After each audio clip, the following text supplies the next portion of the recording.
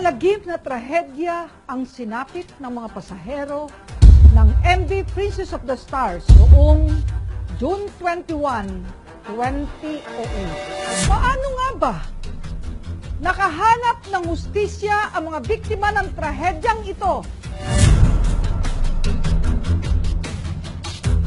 Kapabayaan, isa ito sa mga itinuturing na dahilan kung bakit ang paglubog ng MV Princess of the Stars ay isa sa pinakamalupit na disaster na nangyari sa buong bansa. Madaling araw iyon, sinalubong ng barkong MV Princess of the Stars ang bagyong Frank habang naglalayag sa karagatan ng Sibuyan Island, Romblon. Dahilan ito ng paglubog at pagtaob ng barkong ito sa pagitan ng alas 10 ng umaga hanggang alas 11 ng umaga at naging dahilan ng kamatayan ng daang-daang mga pasahero. Sa tulong ng Public Attorney's Office, Agosto taong 2008, ang mga kamag-anak ng mga biktima at mga survivors ng trahedyang ito ay nagsampa ng intervention sa kasong administratibo ng Marina o Maritime Industry Authority at ng OSG or Office of the Solicitor General laban sa Sulpicio Lines at sa mga may-ari nito o mga inkorporador ng MV Princess of the Stars at laban din sa kapitan nito na si Captain Florencio Marimon. Hiniling ng mga biktima na makansila ang prangkisa ng Sulpicio Lines Incorporated para magbiyahe o magsakay ng mga taong pasahero. Bukod pa sa kasong administratibo na isinampa sa Maritime Industry Authority o Marina, umarap din ang Sulpicio Lines sa mga kasong reckless imprudence resulting into multiple homicide, physical injuries at loss of property, and civil cases for damages.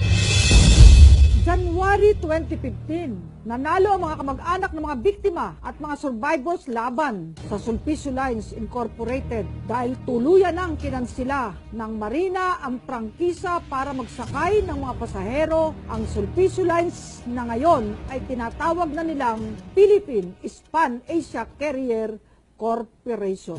Noong September 18, 2015, nagbaba ng desisyon para sa 71 civil cases for damages as consolidated ang Regional Trial Court of Manila, Branch 49, kung saan pinagbabayad ng korte ang Sulpicio ng higit 200 milyong piso. Ang 64 namang civil cases consolidated na nakapile naman sa Regional Trial Court of Cebu, Branch 16, ay nagpapatuloy pa rin ng pagbibista hanggang sa ngayon. Bagamat higit 8 taon na ang lumipas, ang sakit na dala ng trahedyang sinapit ng mga pasahero ng MV Princess of the Stars ay nananatili pa rin sa puso ng mga naiwan nila, mga mahal sa buhay na nangungulila.